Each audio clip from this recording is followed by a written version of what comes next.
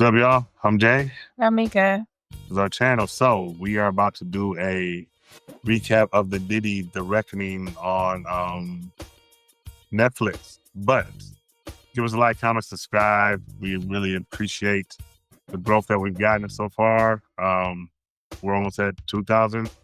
Hey, help us get us to 3, 4, 5,000. Let's just keep it moving. Let's go forward. You know what I'm saying? So, boom. Yeah. But we're doing the Netflix mini-series documentary, The Reckoning on Diddy. So, what'd you think so far going into it? I think that it was not what I expected in a good way. You know, with this being associated with 50 Cent, like I kind of felt like it might lean on the side of petty more so than actual historical facts and things like that. And I was pleasantly surprised, like that they did a really good job. I feel like, putting this together, they told the story in full as much as they could. I mean, they started off with his childhood.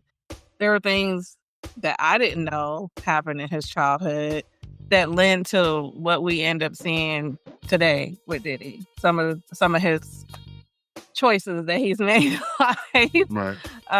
But yeah, what do you think? I thought it was good. There was a little bit of information that was gathered after the fact, like extra stuff from what we've known already. But to hell with all that. What did you think about some of the messiness? I mean, I don't care to sit here and talk about, he was a kid. Look, we were all kids. We all went through shit. We talk about Diddy and this BS that was going on with him. So that's what I want to talk about. Okay. So what's the question? I don't have one. Okay. No, Diddy had also, over the years, he's evaded, prosecution, all sorts of stuff. And it kind of framed those things in that way. All the way from back in the days and stuff with the concert that he threw with Albie Shore that was there? I don't remember. Yeah, it was. Heavy D and Dougie Fresh, stuff of that nature. But I will say, me personally, and you can tell your part, I personally seen things where, yes, it did make it seem like Diddy has always been a scumbag. And we're going to talk about some of those. But also, there were certain parts of it where I kind of understood some of the stuff in a weird way, which I'll explain also. What about you?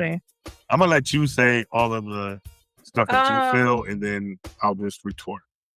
There were parts in this that almost became kind of eerie and scary. I felt like that showed sides of him that were like just how powerful he was and how much his money and influence allowed him to manipulate situations, friendships, relationships, businesships, all that kind of stuff. You kind of saw it on in this documentary, and I mean, that part I wasn't shocked about. I mean, everybody has always known Diddy to be kind of like a shady businessman.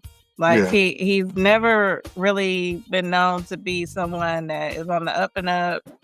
It's always been rumors in the streets that he has these really jacked up contracts with artists that are usually pretty young, or artists that are from certain areas that don't have much, so he can do those things with. So I don't know. I just felt like, again, I felt like they did a good job. I don't feel like it was really, I think they had some balance in this documentary.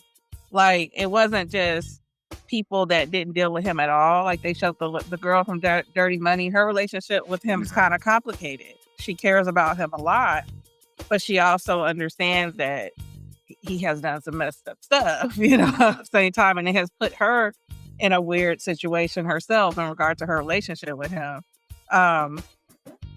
Even some of his childhood friends, they talked about, things that I didn't know. You would think Diddy has always drank, smoked, did drugs to an extent. You would think that he's been known as a party guy for as long as I can remember. And come to find out, he actually, early on in his career, he stayed away from those things. So I did like the way that they paced this documentary. Yeah. Yeah. I thought they paced it good. I mean, there was 4 parts, and pretty much each it was like childhood, early adult, then getting into music, then getting into this stuff. So each of them had their own emphasis on things. Childhood was the stuff with his father and kind of the influence with his mom in his life. The second part two, was more of like, college, transitioning into music. Part three was music and had a lot to do with Biggie and Pac, which that was the whole thing. And then the last part was more of the where we're at now. Yeah. Interesting thing is, it's very funny that, he got sentenced to 50 years and then 50 puts out his life. Yeah, crazy. But what was the most jarring part of everything to you personally? Like, what were like your top One two? thing that shocked me was his relationship with Biggie. It's seeming like it wasn't what we thought it was as the public, that they were just super tight, that when he passed, he did everything he could to support the fam. He's put down videos. I remember every interview he did, he mentioned Biggie and how that's his brother and he misses him and, all this stuff. And even with him, like, they talked about how he basically, what did he do with the funeral? As far as like the payment of Biggie, he basically had it where he made it. It almost made it like paid for it. It was almost like it was a recoupable, essentially. Yeah. He wanted to throw the biggest funeral for Biggie he could, and that's what he told people, that this is what I'm going to do. But then it turned out Biggie ended up paying for his own funeral. There were just like a lot of things like that. He's a cutthroat businessman. Yeah, that's something we've always known. I don't know that specifically is very shady. If you want to try to look at it through his eyes, you can kind of find a way to do that, I guess. Let him throw my boy this big funeral, but at the same time, I'm not going to have to pay for it. Because also he's probably thinking like, yo, this album's going to go crazy, which even makes it more sleazy if you think about it. You know what I'm saying? But the funny thing, and we actually got to like a low-key argument about this, because here's the thing, like, my thing is like, it's very easy for people to look at something from a distance and say, so do I think Diddy was sleazy with stuff? Yeah, I do. He did very conniving things. But I also think he did things that sometimes people would probably do if they were placed in the same position. You may not admit it. What are those things, though, that you First of all, everything outside of that, I'm not advocating everything outside of physical abuse of Cassie. I'm not going to say nothing on that, because that's just foul and that's just out of pocket to me. But everything else, yeah, probably. Look, Total would have probably had to take a short, depending on what it was. If you can't listen, if I'm doing business with you and you're not going to read your contract, you know what I'm saying? But see, that's where self-responsibility comes in. But that's where it gets really shady, because that leads back to what I was talking about earlier. He's doing this to people that he know he can. Very, very young artists, or people who are super inexperienced. This is true. Or people who don't literally have nothing. And when he approaches you, I think that he approaches you as a friend. And what's funny to me in the documentary, he says he doesn't think that he's a good friend to anyone, that he really doesn't have that many friends. That's because he knows the devil comes in many forms. Right. But the way that he's predatorial. Well, hold on. Here's the thing. He at one point was a young, thriving, wanted to get on person. And in his mind, he did the things to get to certain points. So I understand somebody who actually does the real things and finds that way to not necessarily want to get on a person who's short, to just think that they're going to get something because they can sing, or because you're cute, or because you can dance. But see, this is where the other issue comes in. They are the talent. They have the talent, and they mention this in the documentary, which I never even thought about. Diddy is he gets coined a producer, of albums. When you think about that, you think about somebody that's actually like, the buttons and all that. Oh no, he does that. He does that. No, they said he doesn't. He does. They said he doesn't. They said he's more so. He can hear. The he can play. He does DJ Khaled. He can hear DJ Khaled is the actual DJ. Was not. I know this to be that. DJ Khaled is an actual DJ. Well, no, what I'm saying is there's different. Diddy does do that too. the switchboard is not hard to manipulate itself. I mean, I know he's there, but like again, he's not His necessarily input the makes most the talented. album. Exactly. That's what I'm saying. So he is a producer. Which counts for something. I mean, he more so is the image and what sounds good. He has a very good ear. But that's what a producer is. He is the executive producer. Juicy wouldn't have been Juicy without Biggie. I mean, not without Biggie, without Diddy. So I get it. He may not be the person singing. He may not be making the beats. He may not be writing it. But his input is what makes those songs go to those places. But you could also say without their voices, those songs would go to those places. I'm not arguing that. We're talking. And I'm just saying, well, I brought that up because it's the whole like talent thing that you were saying. Like that is a talent though. You know what I'm saying? It is. Clive Davis did not do any of those things. He had the ear. But Clive Davis was not a producer. Clive Davis was the executive producer on almost every album that came out of his record label. Now, producer credits are kind of sketchy, but for him to find Alicia Keys and for him to find Mario, and there was somebody else that I forgot who the first rapper he signed to J Records was, but for him to find them people, he has an ear, and that is a talent, because that's, if you're saying that's not a talent, I'm saying that I do think that that's a talent. I'm not saying that, but it was your initial statement. Which was? I don't remember. No, I'm just saying. I don't personally like. The thing is, with all of this, it's like denoting. Yes, Diddy didn't play it, but he did have a certain insight to certain things. Yeah. You know what I'm saying? Like, and that matters. You know what I'm saying? Master P didn't do all this stuff. You know what I'm saying? Like, but he still has talent, even though I think he's a garbage rapper. He built I don't care what nobody say. But anyways, okay, we're back to Diddy. But yeah, so I thought that he got painted in the picture that fitted him, truthfully. Yeah.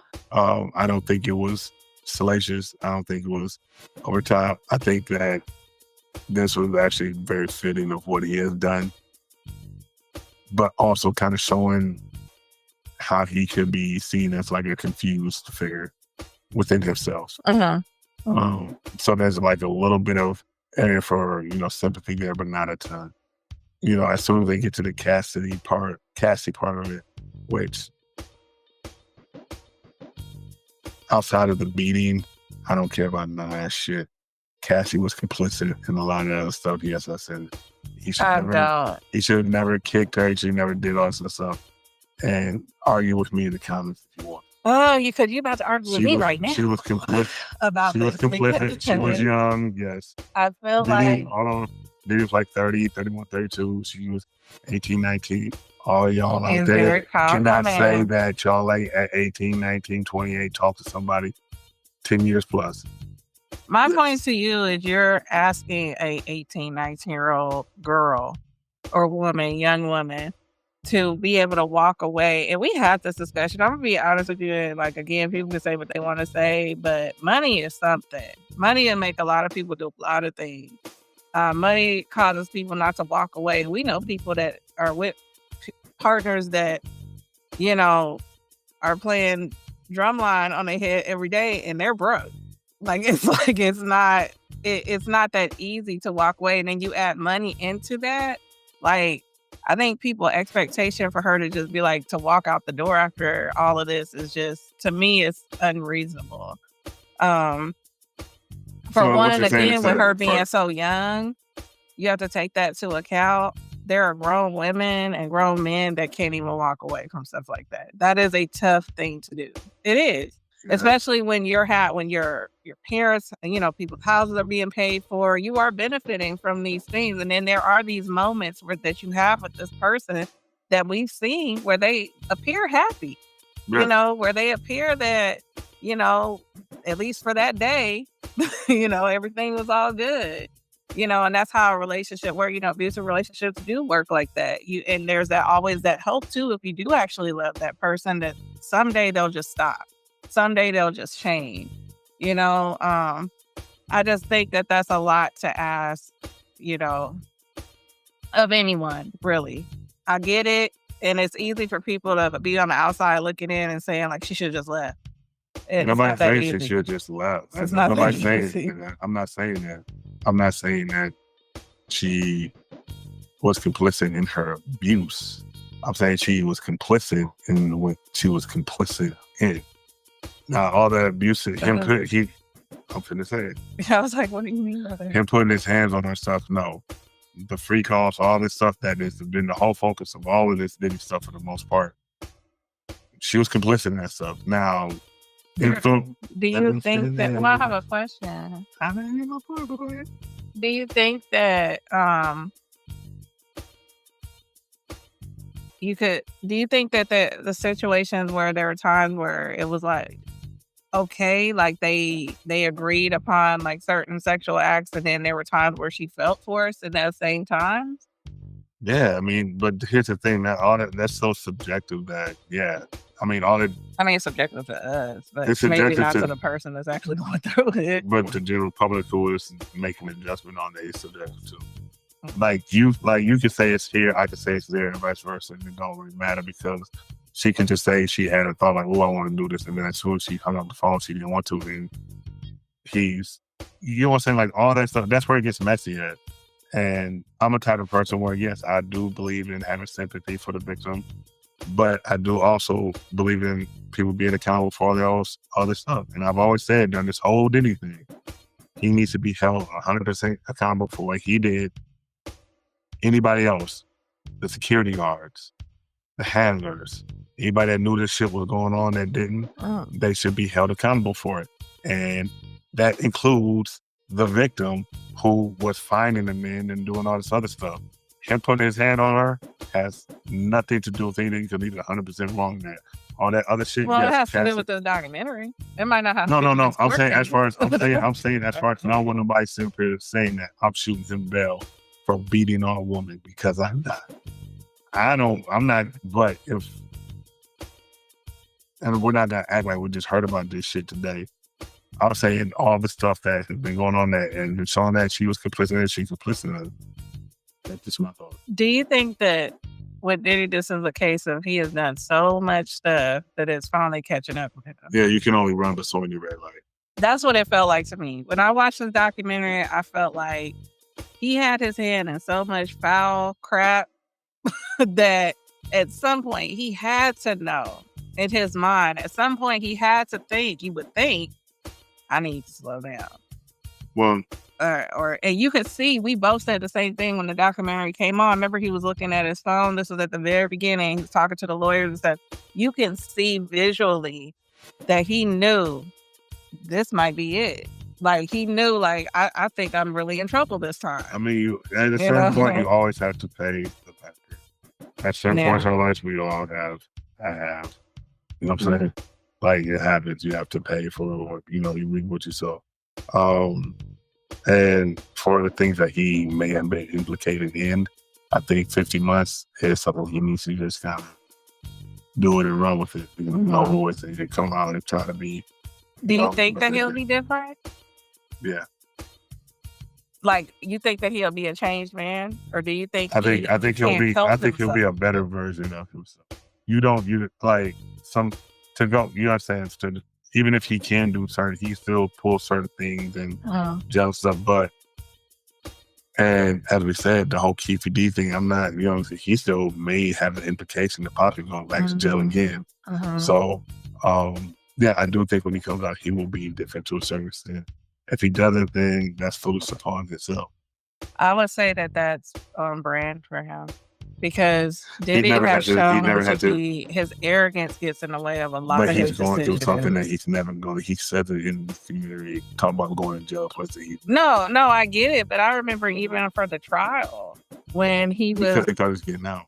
This, not like now he's sentenced, unless our president gets him out. Yeah, this is something. I mean, for me, I just think that, I don't know. I mean, you might be right, but in some ways, I just feel like it's just in him. It's part of his makeup to be this way. Like, I don't. So you don't think because he's been this way pretty much. No, that's forever. what I said. That's what I said. So I don't know if he could. I don't know if he's even if he wants to change. I don't know if he can. Well, no, I said it was unfortunate. Like, he'll probably change to a certain extent, not fully, but I do think there'll be some change. If you're saying just because of that, then that's, I guess we'll have to wait and see. But Yeah, I think we just have to wait and see. I wouldn't feel confident betting money either way, but it's just like, Okay. yeah. So, yeah, overall, though, let us know what y'all think, because we thought it was good. Yeah, that was cool. I like it. It was interesting. Why are you looking like that? No, because I'm really curious why you don't think that somebody having their entire life upheaval and having to do 5 years in jail will not. I think that like- this is my textbook brain that says that. Y'all, my degree is on studying people, so But I think some things are just it's built into you to be that way. And whatever facet, you're right, it might be on a lower level, but I think he's always going to have some level of arrogance and some level of how far can I push this? But you don't and a thrill, because I feel like for him, it's thrill seeking. But you don't feel like hitting the wall to the extent that he has, especially like you said, your education, hitting the wall in that manner doesn't have to be like, yeah. So, because in saying that, when you're saying, I think that it can, but or other people in those status in them areas, which I'm not here to diagnose people, but there are some things that he exhibits that indicate I understand. So, and that is something that, unfortunately, if you have this particular diagnosis, it's a diagnosis, right? Like, you can't change that. So, I don't know. We'll see. All right. I'm trying to be. Well, I ain't about to get on me in these comments. You get on him. Okay. All right. Well, that's our recap of. Wait, I do have one more question. We're forgetting the big question. What do you think 50's like what was his reason for doing this? To make money, because he knew it was going to be something just ridiculous. Do you think this is a petty move? Do you think he's trying to get back at him for something? Do you think he's just like, this is money? No, this ain't the petty one. I still think he has the Diddy Dooley document. I think they made him change the name. I think this is it. No. I think no, because the whole point is, like you said, 50 being petty. This is the documentary after he gets sentenced and now he's in jail. And then there's going to be something 50 does when this motherfucker gets out. What happens when Diddy gets out of jail? What do you think? 50. No, I'm talking about 50, all these people. I think he's going to, documentary. What do you think is going to happen? At the end of the day, and let me get this part. At the end of the day, our era, regardless of all the stuff he gets, a bunch of foul stuff. You know, Diddy was a very prominent person of our generation. Mm-hmm. And let's not act like Diddy did not influence a lot of young Black people, men and women, to go and try to do something better. Diddy has done a ton of stuff, but like a lot of people, he has a demon. I'm hoping that's a good point. I'm hoping that he gets out. And that's why I was pushing back on you, the whole chain thing, because I don't want that to be the case. I want him to get out. Yeah, we don't want it. You don't I want him to be able to say, hey, I messed up, boom, and whatnot, because regardless, if you're in a certain time frame of life, it could be played a role in your life, period. The same way Kobe played a role in a lot of people's life, period, of our generation.